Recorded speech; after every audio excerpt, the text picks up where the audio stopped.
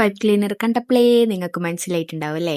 അതെ, നമ്മുടെ ഫ്ലവർ സീരീസിലെ തേർഡ് ഫ്ലവർ ആണ് നമ്മൾ ഇന്ന് ഉണ്ടാക്കുന്നത്. അത് ഏതാണെന്നറിയോ? നമ്മുടെ സ്വന്തം സൺഫ്ലവർ തന്നെ. അപ്പൊ ആദ്യം തന്നെ ഒരു ഓറഞ്ച് ക്ലീനർ എടുത്തതിന് ശേഷം അതിനെ മടക്കുക, വീണ്ടും മടക്കുക, എന്നിട്ട് വീഡിയോയിൽ കാണിക്കുന്ന മാതിരി ഇങ്ങനെ ട്വിസ്റ്റ് ചെയ്ത് കൊടുക്കുക. ഇങ്ങനെ ട്വിസ്റ്റ് ചെയ്യുമ്പോൾ എല്ലാം ഒരേ ഡയറക്ഷനിലേക്ക് തന്നെ ട്വിസ്റ്റ് ചെയ്യാൻ പ്രത്യേകം ശ്രദ്ധിക്കണേ. നമ്മൾ ഇങ്ങനത്തെ 8 ഷേപ്പ് ഉണ്ടാക്കിയിട്ടുണ്ട്. ഇനി സെന്റർ പോർഷന് വേണ്ടിയിട്ട് ഒരു ബ്രൗൺ ക്ലീനർ എടുത്തതിന് ശേഷം ജസ്റ്റ് റൗണ്ട് ചെയ്യുക, എന്നിട്ട് ഗ്ലൂ ഗണ്ണ് വെച്ചിട്ടൊന്ന് സ്റ്റിക്ക് ചെയ്ത് കൊടുക്കുക.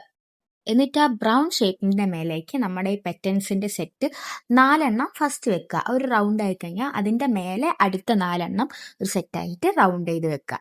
ഇനി അതിനുശേഷം നമുക്ക് അടിഭാഗത്തേക്ക് നമ്മൾ സീരീസിൽ ഫസ്റ്റ് ഫ്ലവറിൽ ചെയ്തില്ലേ, അതേ പ്രോസസ്സ് തന്നെ, സെയിം സാധനം ഇവിടെയും ചെയ്തെടുക്കുക.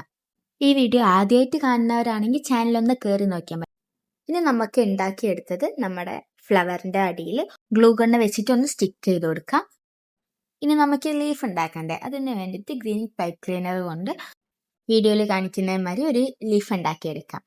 ഇനി അതിനെ ഗ്രീൻ ടാപ്പിംഗ് മാസ്ക് കൊണ്ട് ഒന്ന് സെറ്റ് ചെയ്തെടുക്കാം. അങ്ങനെ നമ്മുടെ സൺഫ്ലവർ ഇവിടെ റെഡിയായി.